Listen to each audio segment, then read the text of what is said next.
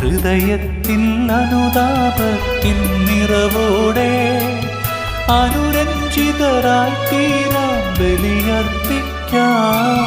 വീണ്ടും ഒരു ബലിയർപ്പണ വേദിയൊരുങ്ങി, സ്നേഹത്തിൻ പൂജാർപ്പണ വേദിയൊരുങ്ങി.